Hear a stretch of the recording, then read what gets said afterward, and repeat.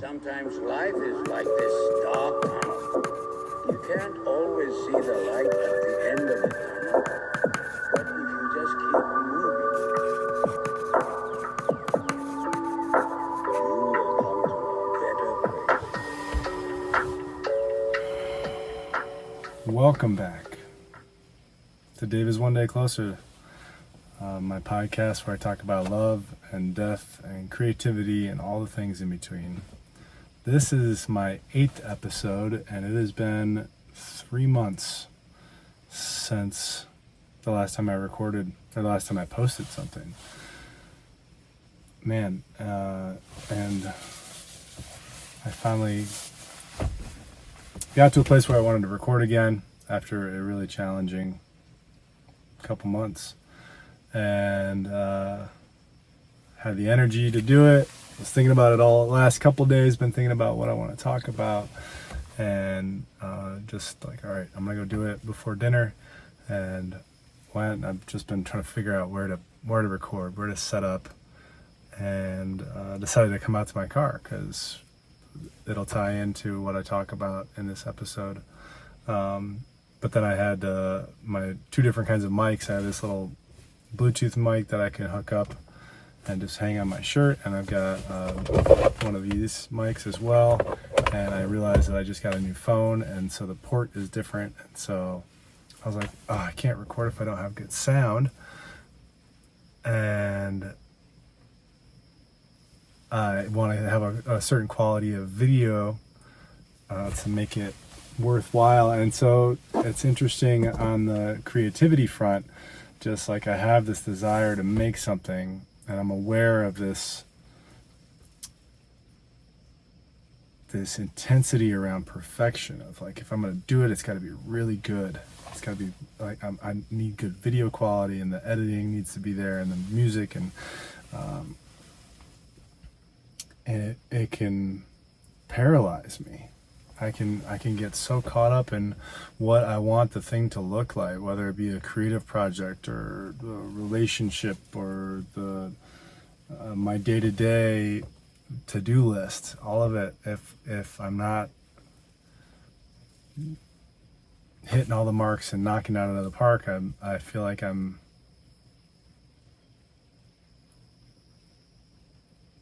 not worthy of love. And I'm either going to get in trouble or be ignored. And so it's almost like an OCD piece of, if I don't do it really fucking well, either it's going to fail or it'll be ignored. Either I will fail or I will be ignored.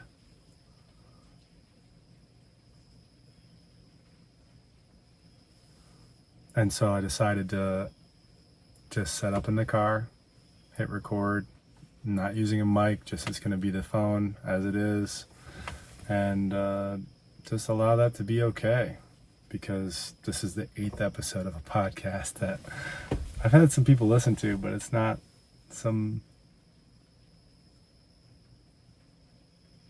huge thing that's been going for a long time. It's okay to start where I'm at with what I have. It's the only way to do it, I think, is to, well, I guess some people might wait until all the pieces are in place in order to make it what they envision it to be. That's definitely one way to do it. But I know for myself, I can just get lost and frozen in anticipating and imagining and playing around, and just like in the realm of the imagination, in the ethereal kind of like everything is possible realm. I get a fun idea about something, and if I stay too long in there trying to formulate what it's going to become, and I just keep like working it around, I'm like trying to plan out what it's going to be before I actually bring it into the world, then I get to a place where I overthink it, and the energy kind of dissipates and it goes away, and then I'm just like, well, probably wasn't a good idea anyways. And so to catch the idea as it's fresh and there's energy there, and spend a little bit of time formulating it, but then actually taking actionable steps towards bringing it into reality, I think is the sweet spot for me.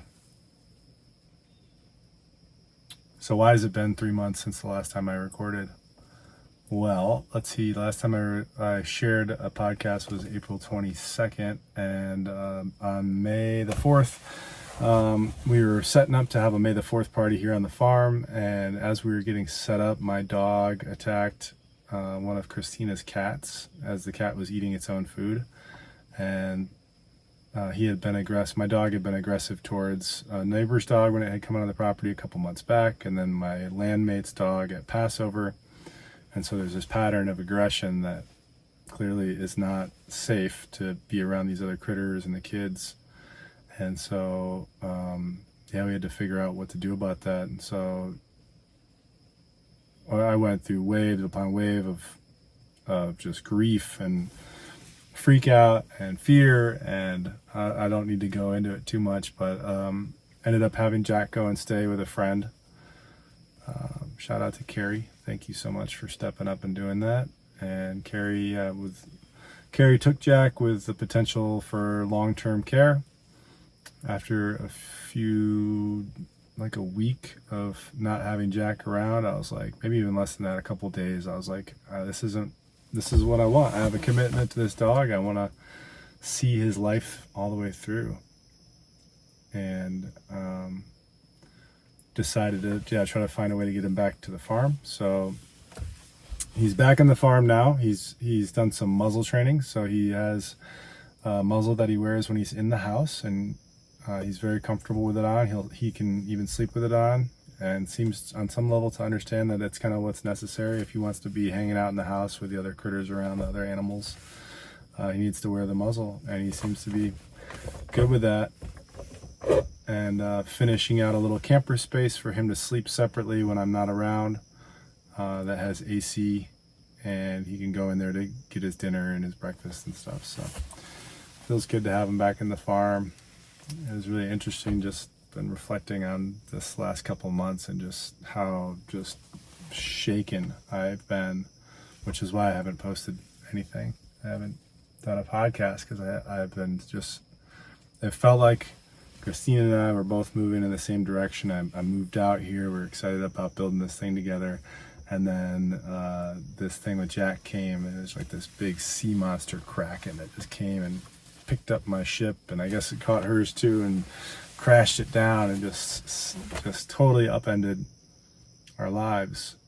And it's been a journey to get back on track and get back to a place where we feel aligned and are moving in a direction that feels really good. And it's challenged us to the greatest extent that it could. And I really appreciate the way that she's been steady and loving and patient as I've navigated the wave upon wave of fear and uncertainty.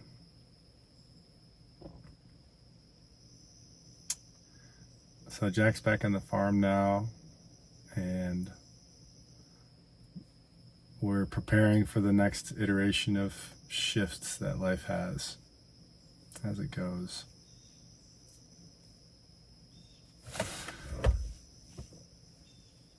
One of the things, so I've been wanting to get back on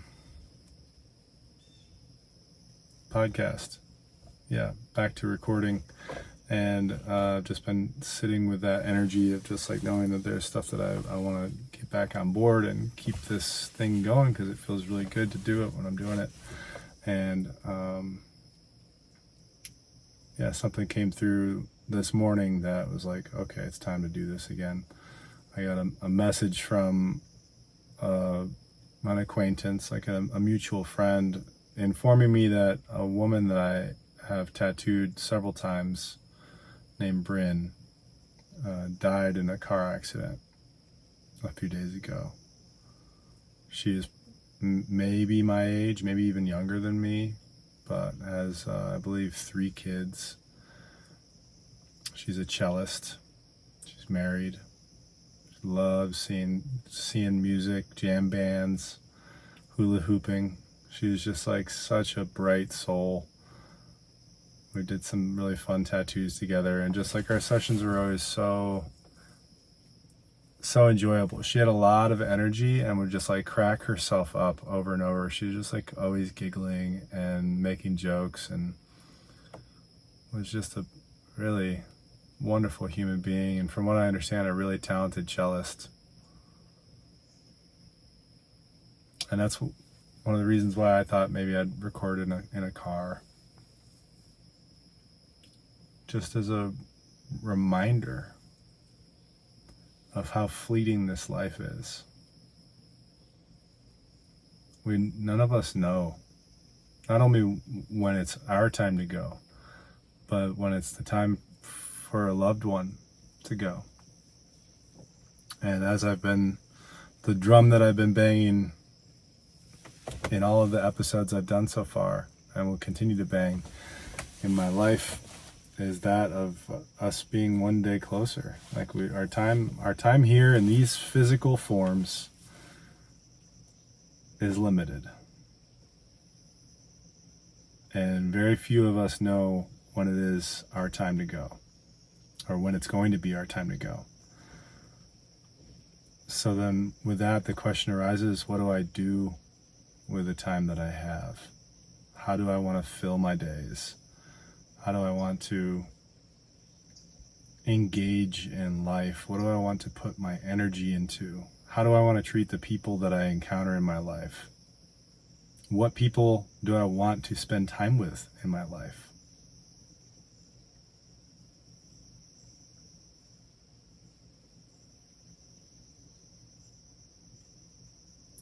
How much different would our lives be if we knew that we only had a year to live, or a week to live, a month to live, one more day to live? How would I do these things differently? What would be my concerns? What would I be stressed out about? What would I be investing myself in? And I don't necessarily know these things, but I think it's a good thing to answer and reflect on. I know for me, I would continue to express myself creatively and share the experience and what little wisdom I have with those around me, with you who choose to listen to this. I would share my soul through my artwork and continuing to illustrate and tell stories. I've got a really exciting thing that I'm like rolling around in my brain right now.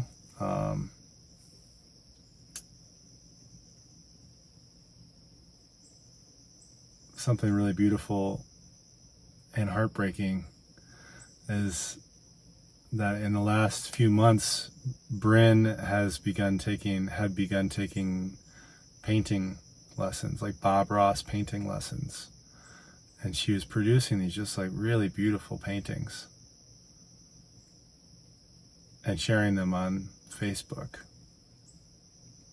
And it breaks my heart to think about the people that got those when she was alive, and they're just like, I think they probably really enjoyed those pieces of art, but the additional meaning that those pieces have, knowing that they were some of the last things that she ever made. And it's so strange how that works with like the things that people create when they're alive, that are given out freely or sold or whatever, like the things that we bring into the world are valuable, but something about the person dying and not making any more makes those things even more valuable, because that's it. There's not going to be any more of those paintings by Bryn. There's not going to be any more cello songs by her. There's not going to be any more silly jokes from her. I don't get to tattoo her again and spend time with her again.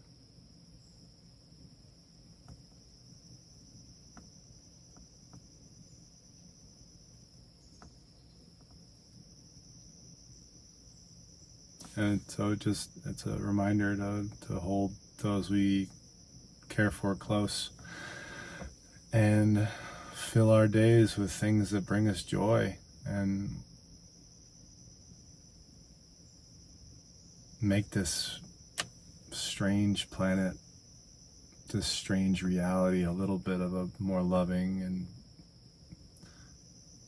colorful, friendly,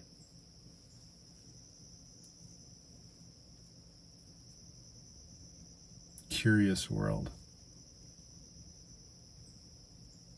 So the thing that I'm excited about doing is I've been really challenged by tattooing in general. It's been hard on my body and energetically, just it takes a lot to do the tattoos that I do, just like hunched over and tattooing for long hours. And while I'm really grateful for all the opportunity that I've had to tattoo, like I've been very much interested in finding another avenue to express myself creatively and also potentially make money and support myself through my creativity. And I've been thinking about doing a Patreon, which is a platform for creatives to develop a community of people that support them through membership. And so there's like a tiered membership, or you could just do one. And so people that want to support can do so with like maybe a one-time payment or even a monthly recurring payment. And I haven't established it yet, but it's something that I want to do. And I think beginning with the podcast and part of the membership piece is like there's some exclusive benefits that go to people that support me, like behind the scenes stuff or additional videos just for the supporters outside of what I'm already producing and sharing on Spotify and YouTube. But along with that, I also have an idea that I'm playing with currently. I started doing a 15 to 20 minute doodle a day digitally on my iPad, and I've been having a really fun time doing that and just like creating just artwork to begin with. But I had the idea recently of like beginning to share the artwork and create a narrative and engaging with people that are interested in following it and building a choose your own adventure where I start the narrative and then there's like a decision point and I do a poll for people that are watching of like what needs to happen next. What should this character do next? Go through the door? Should they pick up the sword? Should they do this? And then I'll let it evolve over time. And I trying to wrap my head around that. It's like I was talking about earlier. It's like there's this idea that feels really fun and engaging and exciting. And I don't really know how to go about doing it. So for right now, I'm just continuing to draw with the ideas and like building up kind of like a baseline for what I want to create. And I think I'll be adding stuff pretty soon here with what that might look like. So keep your eyes peeled, keep your ears open. I might be moving into a new chapter of creativity for me. Also, I've got an announcement pretty soon here. I've got a coffee table book from Inktober that I did. It's an illustration challenge from 2019. And I made a coffee table book and it's available on Amazon. But I'm excited to do like a book launch here in Asheville where I like go and do like a book reading and a book signing and start selling my books. Lots of stuff going on. And I honestly, I'm like, I've been limiting myself. I've been afraid to share these things for whatever reason, or like holding these things in. And I just like the shakiness of my foundation and over the last couple months has made it really hard to feel comfortable doing anything because it's like, what's going to happen next? I don't really know. The sea has been really stormy and like feels like my ship is about ready to capsize. And so things are settling down now. I've got my dog and things are calmer, and Christina and I are in a much better place, and I'm excited to begin to build this vision of a new chapter for me creatively through podcasting and digital artwork and a Patreon and a book launch, and there's a lot here. So I recorded a podcast with Christina like a week ago. We were about to fall asleep and we were talking about something, and she said something. I was like, ooh, that's good. Let me go grab the microphone. And so I didn't get a full video, so it'll be mostly audio, but I'll add some video stuff in there. And then I've got a couple more podcasts lined up. My landmate Rob, who lives on the property and is building a tiny home, is a fascinating human and different from the Rob that I lived with previously. This is Rob Beckwith, aka Toenail, aka Rowdy Roy. Very, very bright soul. History in the military, very into the burn world. He's a builder, he's a gardener, he's fascinated by aliens and all things aliens, and it's just like looking at the different what it is that we're doing here. He's a really fascinating dude. And then a handful of other people. But yeah, next one up will be with Christina. A little bedside chat, little pillow talk with Christina. And I'm excited to share. She's got a great voice and a great mind. I think that's everything that I got for now. It's a little bit of an update about what's going on in my life and where I've been.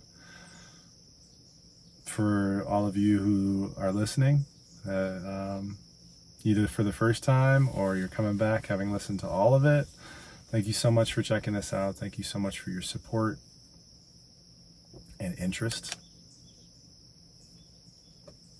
I'll leave you with this. Through all of my uncertainty and doubt and kind of squirminess that I've been feeling, something kind of came through the other day, which was just like this idea that our planet is nearing a critical mass of high enough consciousness for us to shift into a new paradigm. And we're like right at the tipping point of like 50%, almost 50% of humans that are alive are at a place where their elevated consciousness and we just need a little bit more, just a little bit more, and the scales will tip and we will shift into a whole new way of being. Whether or not that's true, I don't know. I love the idea of it, and I can feel it. I feel like there's a truth to that just from the conversations that I have, and the messiness of the world right now feels like a lot, and it would make sense that right before things change, they get really, really chaotic. But this idea that we are this close to this massive shift for our entire planet, the organism that is our planet, this idea that if I can help elevate or empower just one person to feel a little bit better, to take a little bit better care of themselves, to begin to express themselves differently, to look at the life a little bit differently. If I can just get one person to do that, that could change everything. And so that's motivation enough for me to get on here and record this, is the possibility that something that I say or share or a way that I express something lands for you and it changes just a little something in your day-to-day. And through that, maybe there can be ripples that go out into the ecosystem that we exist as a part of. Anyways, that's all I got. I'm going to show you what I'm looking at here. Let's see, can I flip this around? No, I'm just going to do that. That's what I'm looking at. I don't know if you can see the horses over there. There's some horse butts. That's it. Thanks for listening. Yeah, I'll be back soon with more information about my book being available online and Patreon and Choose Your Own Adventure illustration journeys. All of it. Thanks for listening. All the best. Bye-bye.